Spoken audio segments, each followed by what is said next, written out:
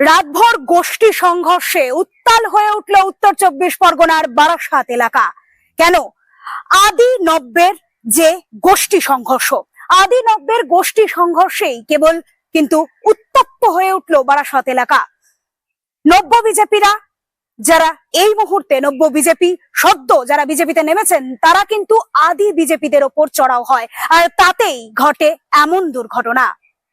অবস্থার অবনতি হওয়ায় আহত বিজেপির বারাসাত সাংগঠনিক জেলার জেলা সভাপতি রাজীব পোদ্দার এদিন তাকে কলকাতায় স্থানান্তরিত করা হয়েছে। স্থানীয় আদি বিজেপি নেতাকর্মীদের অভিযোগের খবর পেয়ে বারাসাত থানার পুলিশ দেরিতে আসার কারণে বিজেপি জেলা সভাপতি আক্রান্ত হয়েছেন। স্থানীয় বাসিন্দাদের অভিযোগ, বারাসাত থানার অন্তর্গত হৃদয়পুর এলাকার বি.আর. আম্বেদকর স্পোর্টিং ক্লাবের দখলকে কেন্দ্র করে প্রথমে বিদয়পুর স্টেশন ও সংলগ্ন জায়গায় বিজেপির আদি ও নব্য গোষ্ঠীর মধ্যে সংঘর্ষ বাধে। সংঘর্ষে ধারালো অস্ত্রের আঘাতে গুরুতর আহত হয় বেশ কয়েকজন নব্য বিজেপি। গুরুতর আহত অবস্থায় তাদের বারাসাত জেলা মেডিকেল কলেজ হাসপাতালে নিয়ে যাওয়া হয়। সেখানে যাওয়ার পর হাসপাতালের মধ্যে উত্তেজিত নব্য বিজেপি কর্মীরা আদি বিজেপি নেতা কর্মীদের উপর চড়া হয়। পাশাপাশি বিজেপির বারাসাত সাংগঠনিক জেলার জেলা সভাপতি রাজীব পোদ্দারের বাড়িতে গিয়ে নব্য বিজেপি কর্মীরা হামলা করে এবং তাকে বেধড়কভাবে মারধর করে।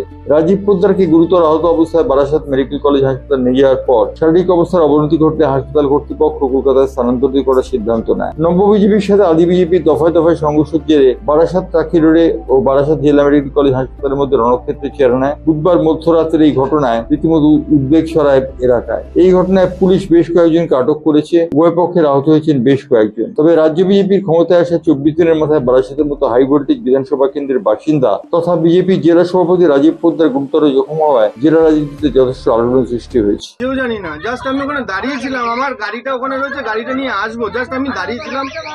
ছেলেটা আহত হয়েছে, আমি হসপিটালে পৌঁছানোর জন্য গাড়ি নেওয়ার জন্য দৌড়ে এসেছিলাম, গাড়ি পাইনি, আবার রিটার্ন করেছি। তারপরে ওখানে সিআরপিএফ কিছু অফিসাররা আমাকে জিজ্ঞাসা করেছিল কি হয়েছে, আমি যেটুকু দেখেছি তাই বলেছি।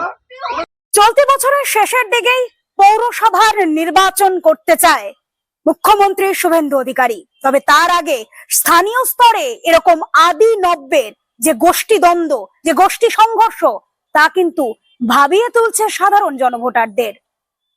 Bureau report, Infopulse Bengal.